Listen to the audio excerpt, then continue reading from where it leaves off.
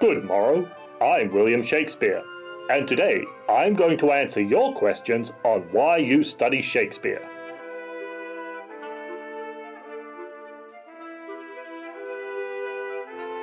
Glenn writes, "Dear Mr. Shakespeare, I don't understand your writing, and you're supposed to be English?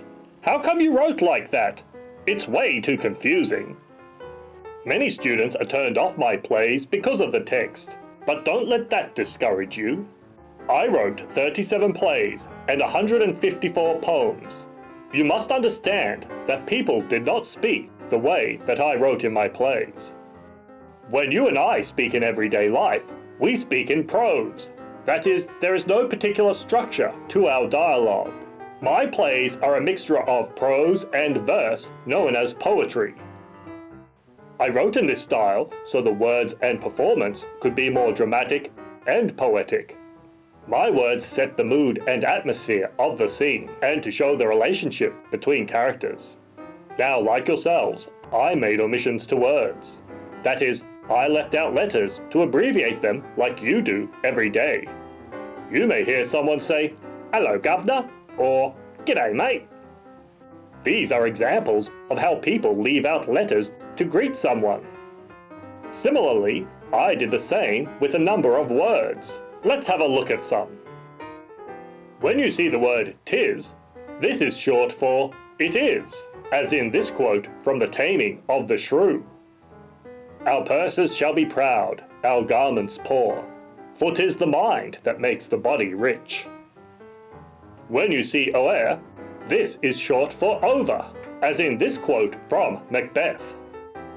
"Give sorrow words, the grief that does not speak knits up the o'erwrought heart and bids it to break." Similarly, when you see the word "ne'er," this is short for "never," as in this line from As You Like It.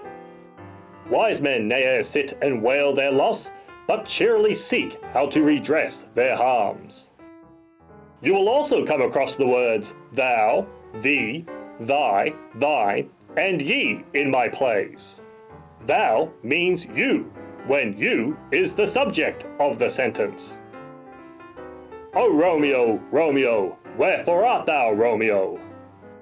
Thee also means you, when you is the object of the sentence. "Shall I compare thee to a summer's day?" Thy means your, in the possessive form of the word.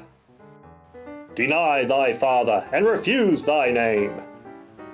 Thine is the possessive pronoun used in place of thy. "There lies more peril in thine eye than 20 of their swords." And ye means you, when addressing a group of people.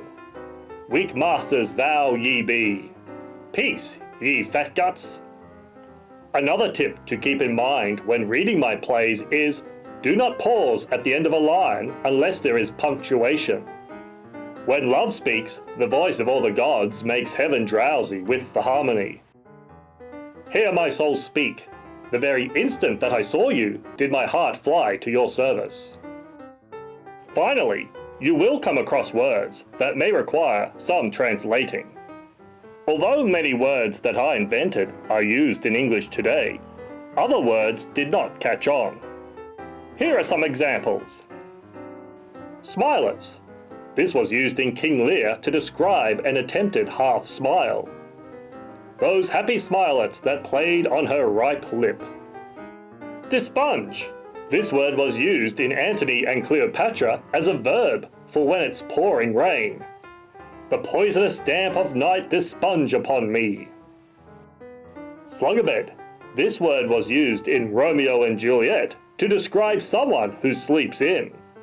"Juliet, fast, I warrant her. She, why lamb, fee you slug-a-bed." My words may scare you, because upon reading and hearing them for the first time, you may not understand them. It's because of the choice of words that the plays are still being performed and retold over and over again in movies. So it may seem confusing at first, but once you understand these basics, you will begin to appreciate the dialogue in my plays. Good day.